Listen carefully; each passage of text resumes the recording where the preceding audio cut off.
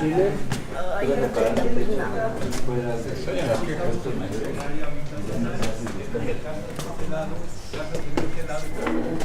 Más o menos era clase media, o sea, para pagar una casa. Y tenemos esto que era patios en común.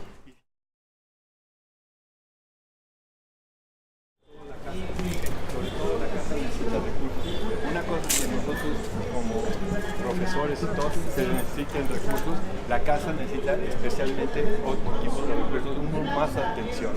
Entonces, aquí era Roldán, aquí era la sequía, esa imagen que vimos, aquí pasaban las canoas que iban, las chalupas que iban hasta Chalco y llegaban hasta el Zócalo.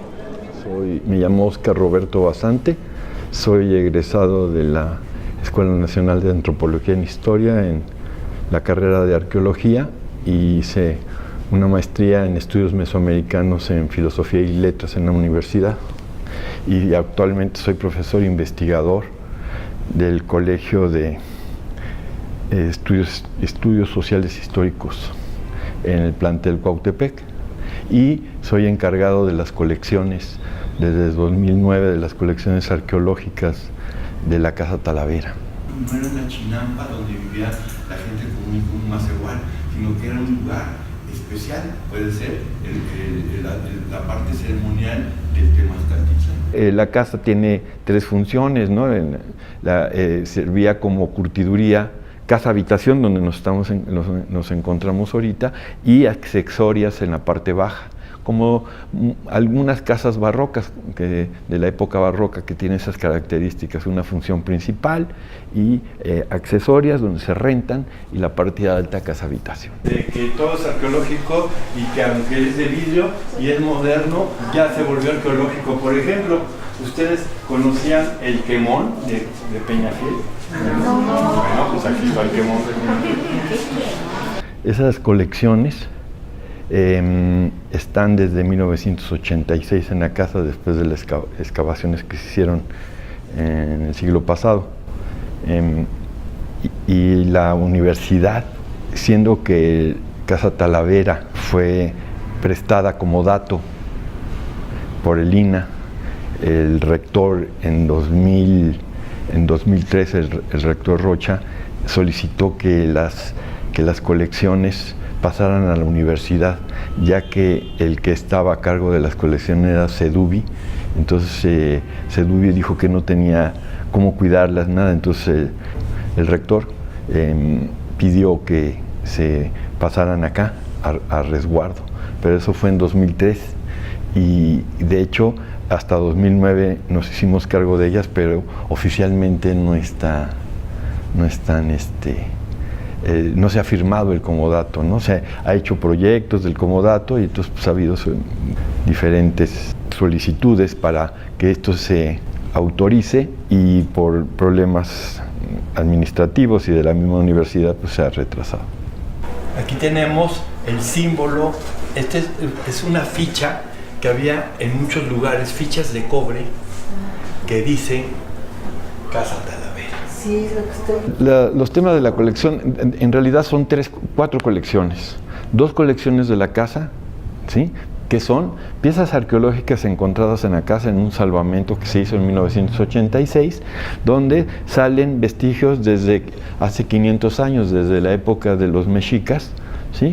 O sea, estamos hablando del posclásico tardío, 1300 y pico, hasta el siglo pasado, ¿no? Entonces, una secuencia de objetos de la vida cotidiana, de objetos ceremoniales prehispánicos, objetos para elaboración de productos traídos por los españoles, como es la misma casa, que es una curtiduría, ¿no? Su origen es una curtiduría. Es una labor nueva, ¿no?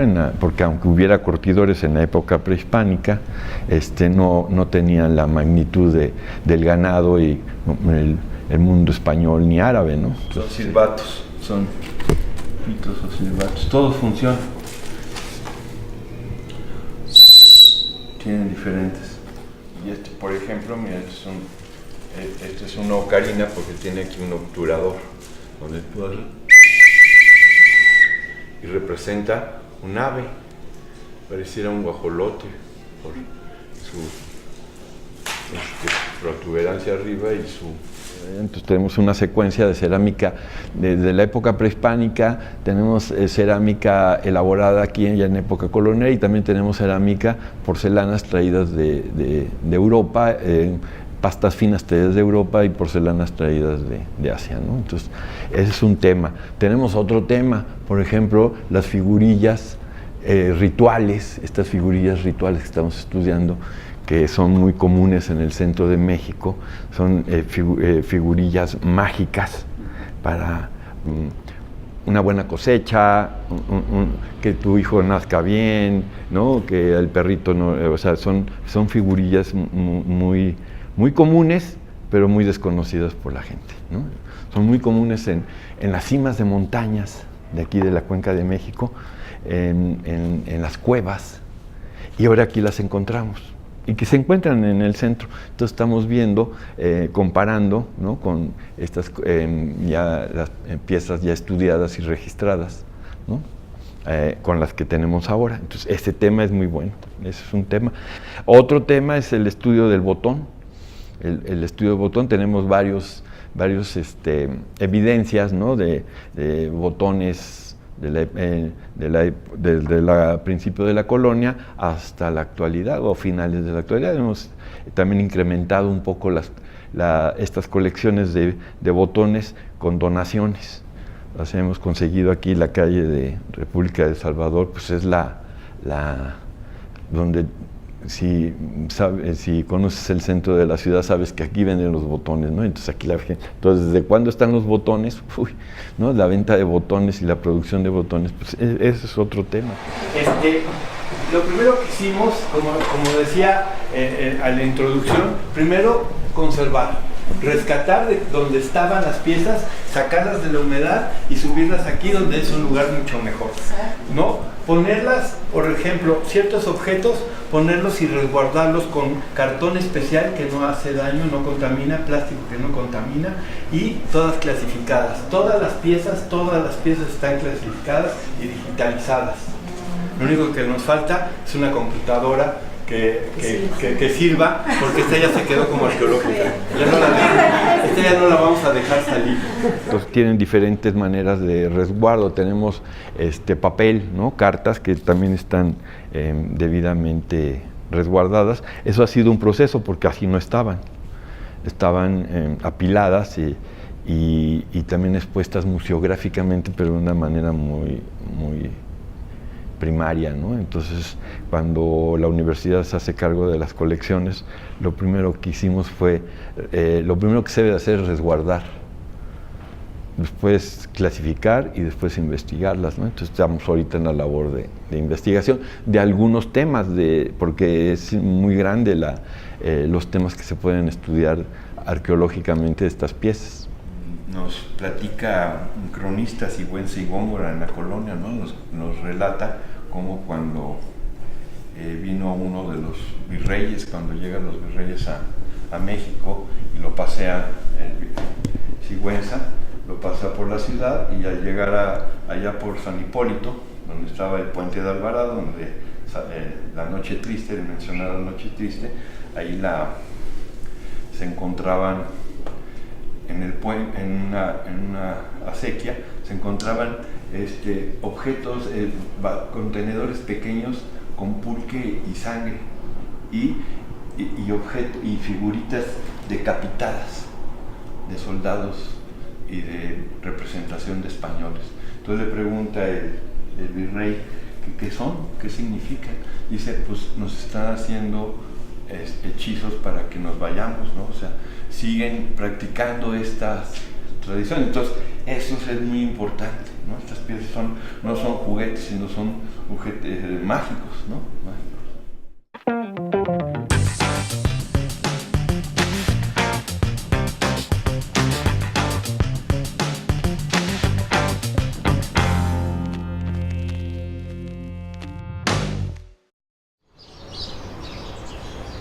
Figurillas de soldados españoles. virreinales y las órdenes, y este azul podía ser este, ¿no? Y tiene la misma posición. Sí, está. Sí, está deteniendo, tiene un hoyito para poner el arma, como se ve aquí.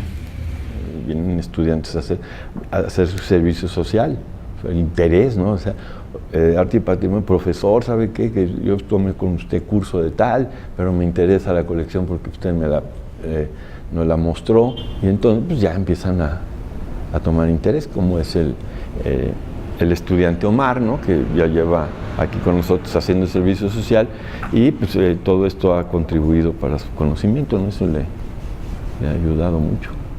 Mi nombre es Omar García, tengo 31 años actualmente, soy estudiante de la licenciatura en Arte y Patrimonio Cultural en la Universidad Autónoma de la Ciudad de México, plantel Cuautepec. Vivo en Cuautepec, justamente donde está este plantel, entonces toda mi vida he vivido ahí, y pues por esta razón fue que yo me enteré de la universidad, por medio de otros amigos u otras personas, incluso no nada más de ahí de la comunidad en Cuautepec. Me empecé a involucrar, empecé a ir al plantel, a conocer el plan de estudios, y posteriormente participé en la convocatoria en el año del 2013.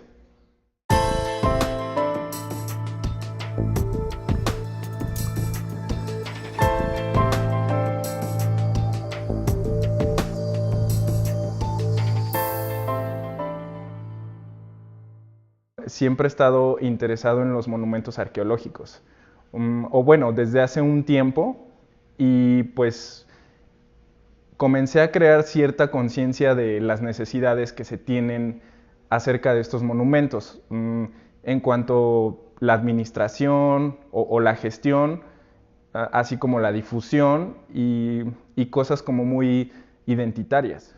Tenemos una asignatura que se llama Taller de Problemas de la Gestión Cultural.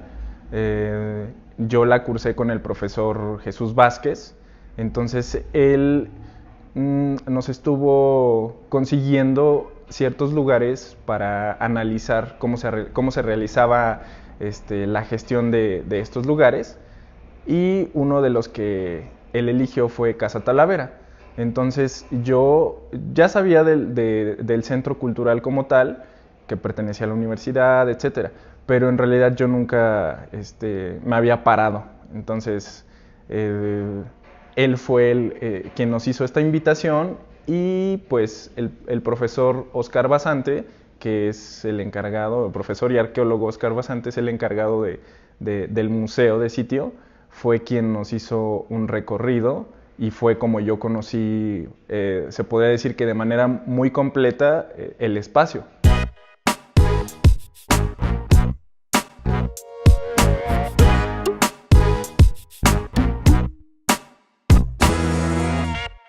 Conocí todo el espacio y el contexto histórico, cultural, y lo que conlleva también a verlo como un monumento histórico, pero también arqueológico.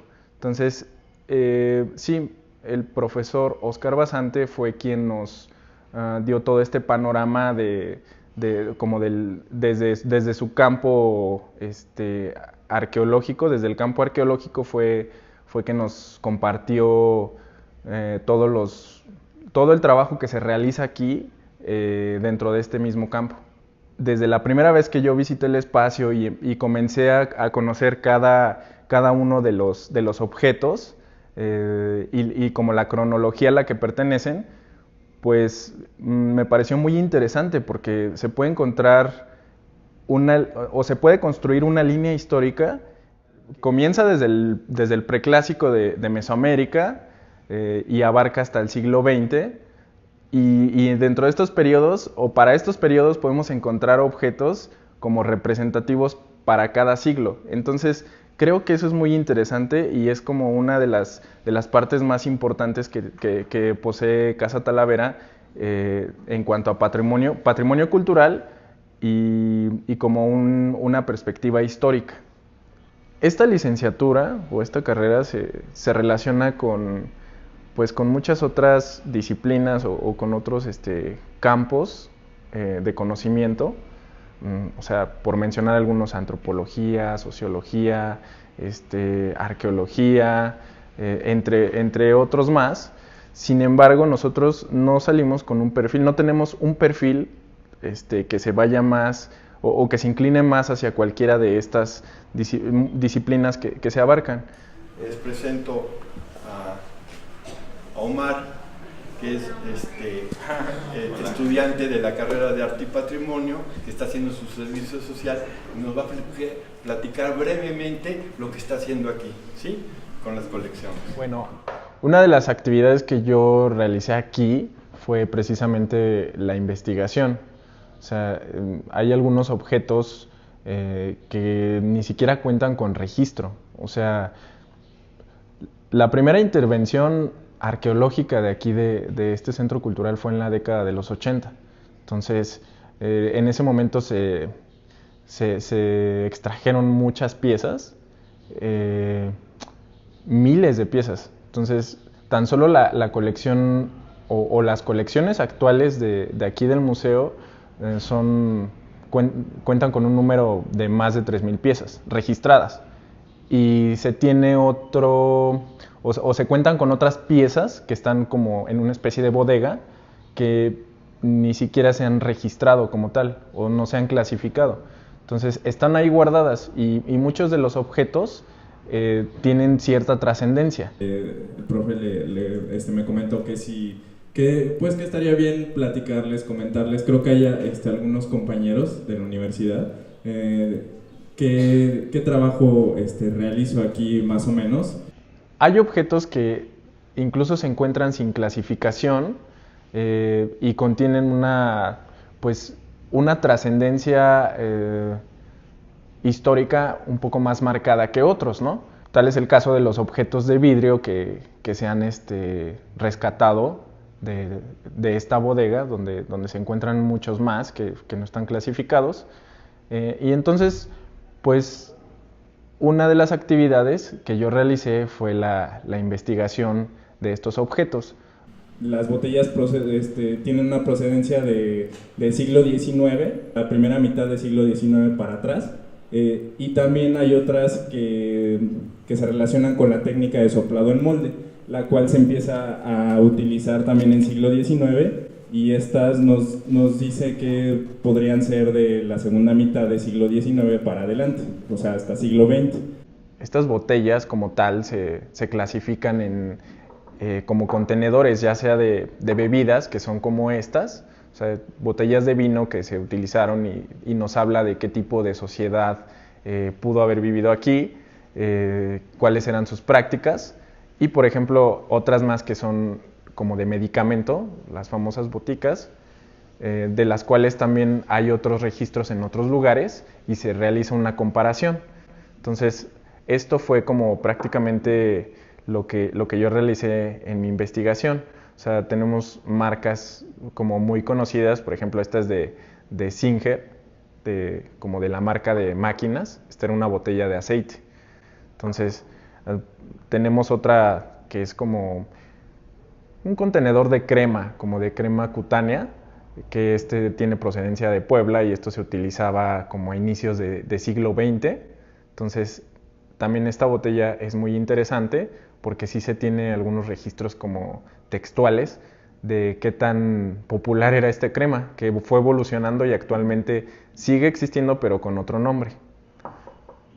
Para mí resulta una maravilla este lugar, o sea, se puede encontrar muchos tesoros y lo digo ya como en un sentido romántico de lo que a mí me gusta, o sea, de lo que a mí me atrae de estos objetos, de toda esa de toda esa pasión que me provocan, pero también como en el aspecto histórico y en el aspecto cultural y en el aspecto social, también lo que nos está diciendo un lugar como este.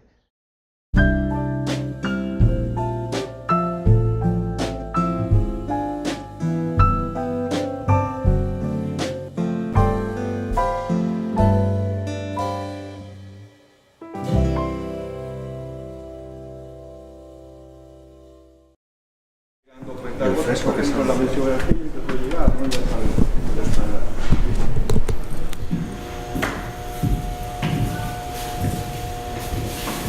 la información que ya les di. La humedad.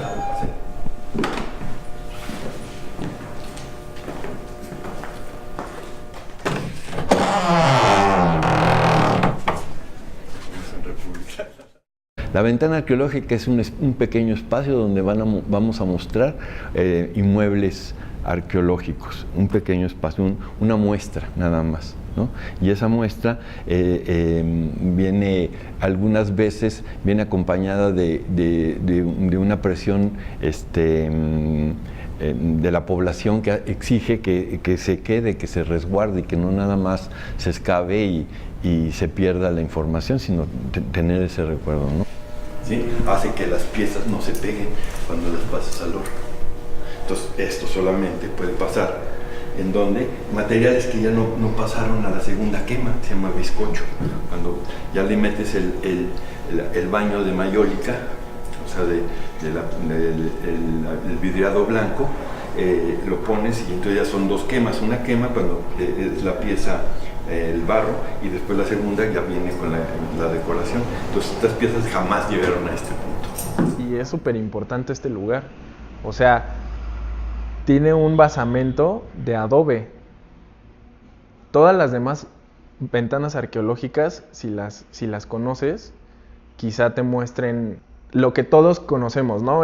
O sea, el encumbramiento de la cultura mexica, por lo menos aquí, que los monumentos son de piedra, ¿no? O sea, son ceremoniales, etcétera. Pero aquí, o sea, literalmente también estamos viendo el barrio, o sea, el barrio mexica, o sea, los ciudadanos que no eran como parte ni siquiera de la nobleza o del gobierno, del clero, militares. O sea, estamos como descentralizando también esa parte, ese contexto histórico que hemos estado aprendiendo, que bueno, Tenochtitlan pues, eran los grandes monumentos de piedra, etcétera. No, o sea, es muy importante porque aquí vemos también la vida cotidiana de los ciudadanos que no eran parte de eso, o sea, de lo que hemos estado estudiando. Entonces, eso es muy importante y nos está aprovechando en ese sentido. El mundo actual, el mundo vivo, y aquí el mundo lo cierras y sigue siendo esto fue un terremoto, mundo que se había tirado ya, no con el último, sino con uno que fue hace 2 años, que también estuvo fuerte. Una ventana arqueológica o museo de sitio, por ejemplo, cuando dices museo de sitio, ¿qué quiere decir? Por ejemplo, el Museo de Antropología no es un museo de sitio, es un museo que no está en un sitio arqueológico, que nos hizo es profeso para exhibir las piezas. En Teotihuacán hay un museo de sitio con las piezas que están que son de Teotihuacán. ¿Qué es esto? Este es un cipatli que está conmemorando la creación de la humanidad. Es los dioses creadores. Es un ser fantástico. Es cocodrilo, serpiente, jaguar y está emplumado. Y el estilo parece de la época tolteca, o sea, 500 años antes de que llegaran los mexicas. El Centro Cultural Casa Talavera se compone por 2 pisos. Entonces, en el primer piso encontramos la ventana arqueológica, pero justo ahorita estamos en el segundo piso, en el museo de sitio como tal. El museo de sitio se compone de la ventana arqueológica y de este espacio que es donde se resguardan todo el acervo, o sea, todo el acervo que está registrado, que ya está como colección. Entonces, estamos en este espacio, en el segundo piso, que es el museo de sitio como tal. Colecciones de la ventana arqueológica es eso, ¿no? Es el resguardo de lo que salió, ¿no? Y tenemos una pequeña muestra con esa ventana arqueológica y la colección con miles de piezas que es de toda la casa. ¿Cuánto tiempo tiene esto? De 1521 a 1600 no más. Entonces tenemos la época prehispánica, la época colonial y la época de contacto con las evidencias. ¿Qué problema tenemos museográficamente? Que como vivimos en un lago escondido, en la época de lluvia, como ustedes ven, está todo hundido porque el agua empieza a subir cada temporada de lluvia. Aquí tenemos el problema.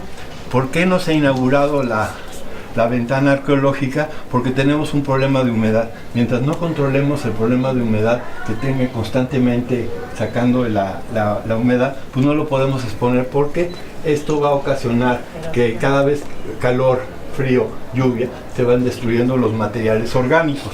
La cerámica no le pasa nada, pero los huesos cada temporada se van a ir afectando.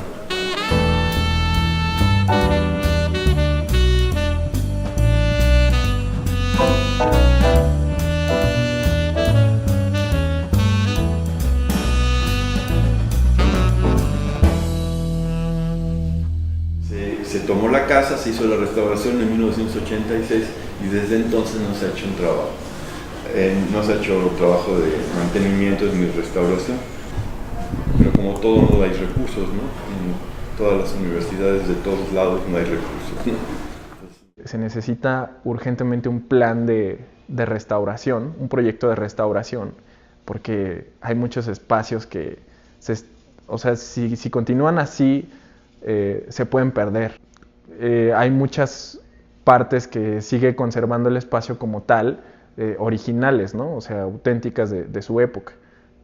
Sin embargo, no sé cuántos años puedan pasar, pero podrían deteriorarse más y podríamos llegar a la pérdida de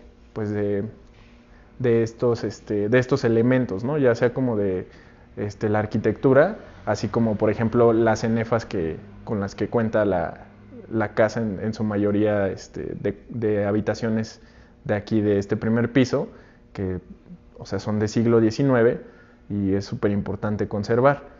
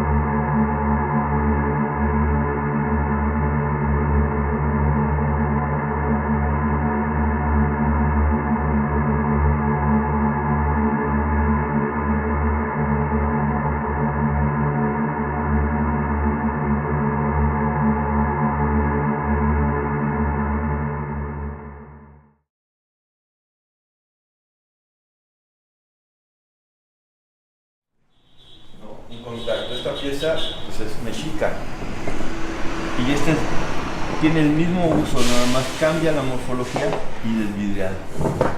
¿Sí? Esta es prehispánica, este es de contacto.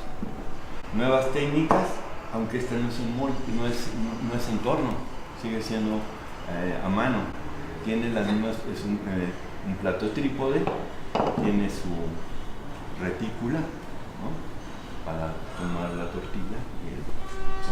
En 2011, hasta 2011, es que el INAH le manda al abogado general de la universidad, en ese entonces era José Izquierdo Ubaldo, ¿no?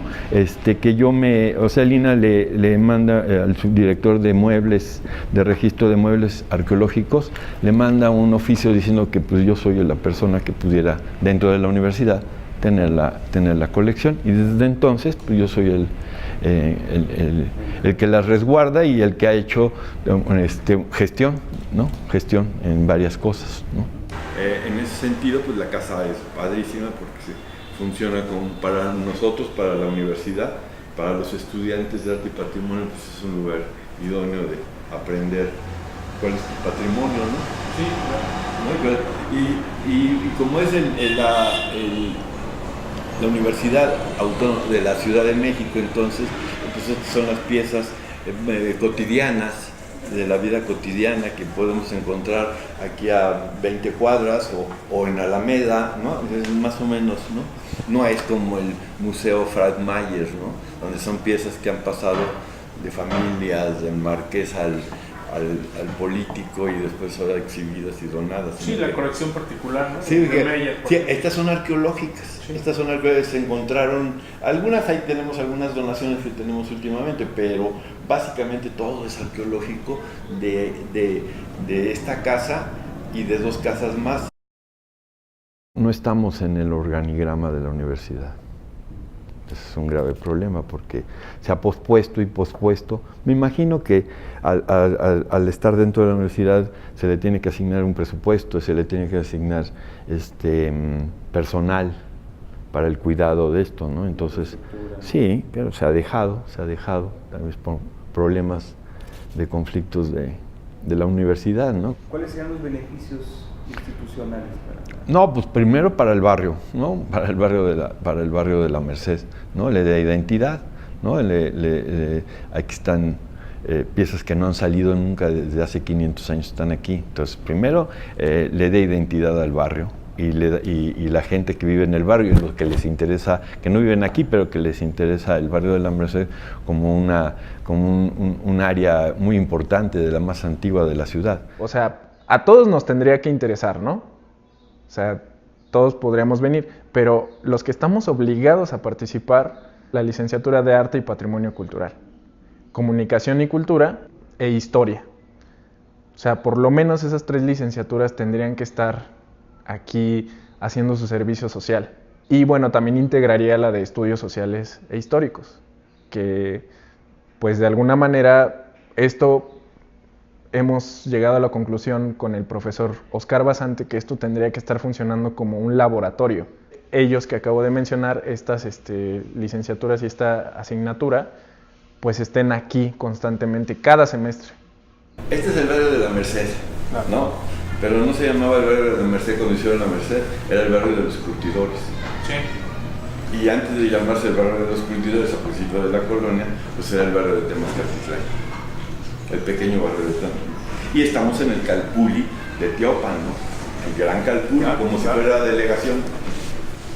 Antes de llegar los mexicas al Zócalo, donde vieron el águila, el mito del águila parada en un nopal, aquí vinieron a hacer baños, o sea, temazcales.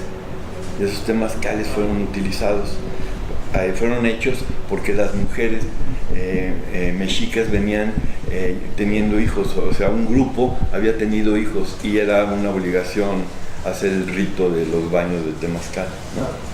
Entonces es un plus, ¿no? del barrio, de que este pequeño lugar llamado Temazcaltitlán era un lugar para bañar a las mujeres y a los niños para ese culto. Entonces fue el punto más antiguo ya después del desarrollo urbano de la ciudad. Estamos en un área de conservación del patrimonio universal, o sea, es parte del patrimonio universal. Y las piezas son parte del patrimonio, la casa y las piezas son parte, y no se ve reflejado tampoco en el gobierno de la Ciudad de México que diga, bueno, se le va a asignar en concordancia con la UACM para hacer un trabajo, ¿no? ¿Cómo se ha podido ayudar a esta colección? Teniendo alumnos de servicio social de la carrera de Arte y Patrimonio, donde han salido tesis, ¿no? Por ejemplo, esta tesis de las alumnas del Centro Histórico que hicieron una propuesta museográfica de la casa. Entonces ya hay trabajos importantes que dirigimos con la doctora Ana Berta Hernández y yo empezamos a trabajar, o sea que ya el trabajo académico pues ya empezó. Nosotros, aunque tenemos la ventana, pero no tenemos los medios para poderla abrir, porque si no estamos cometiendo un problema, los materiales están expuestos y no tenemos ni la museografía, ¿no? Para poderlo desarrollar. Entonces decidimos en 2009 suspender el museo, esperando que se firmara el convenio comodato y entonces tener un proyecto para la casa que daría como resultado el pequeño museo para la ventana arqueológica. Hemos hecho el proyecto museográfico para la ventana, que si tú ya lo conoces, está a medias, pero ya por ejemplo, las mamparas y la información ya la tenemos, nos faltan vitrinas. De hecho, esta vitrina que ves es una de las que llegó, pero tenía que haber llegado 4 más, ¿no? Entonces, y tenían que haber arreglado el piso del espacio museográfico, las condiciones de humedad, ¿no? Que requieren recursos, ¿no? No nada más se puede hacer las cosas con cariño y entrega, ¿verdad? Se necesitan recursos con cariño y entrega y recursos, ¿no? O sea, sí, ¿no? Porque si no, entonces lo que está pasando es que pues, la referencia pues, somos los estudiantes y yo, no la universidad. Cuando he sido entrevistado por el interés de la comunidad, pues me entrevistan a mí, no entrevistan al rector, no entrevistan a otras personas, a otras autoridades que, ¿no? ¿Y por qué? Porque no tienen ningún interés y no va. De hecho, se van a quedar sorprendidos de que no van a saber qué es lo que tienen, ¿no? Es interesantísimo saber que mi tía tiene más, o sea, sabe más de que aquí hay una colección que ciertos profesores, ¿no? Yo me sorprendo cada que estoy en el plantel y les comento acerca del espacio a mis compañeros, etcétera, y no lo conocen. Entonces, para mí eso es algo muy importante. Tendría que empezar con la difusión, o sea, desde la administración de la universidad. O sea, tendría que implementar una medida, un plan de difusión, por lo menos, para que la gente, la comunidad, se entere del lugar y tenga ese interés por venir a conocerlo, por apropiarse de su propio patrimonio. Y bueno, por supuesto, podría mencionar cosas ya más de la gestión, que es la creación de un plan de manejo, ¿no? Tú vas al Museo de la Ciudad de México y no hay un referente museográfico del barrio, ¿no? Que estamos aquí. Entonces sería muy oportuno. De hecho, la gente ya pide que inauguremos el museo, porque tenemos una ventana arqueológica y las piezas ya. De hecho, tenemos la museografía, nomás que no hay recursos para acabar. Necesitamos controlar la humedad donde se va a exponer, necesitamos un buen piso, o sea, se necesita infraestructura, no podemos.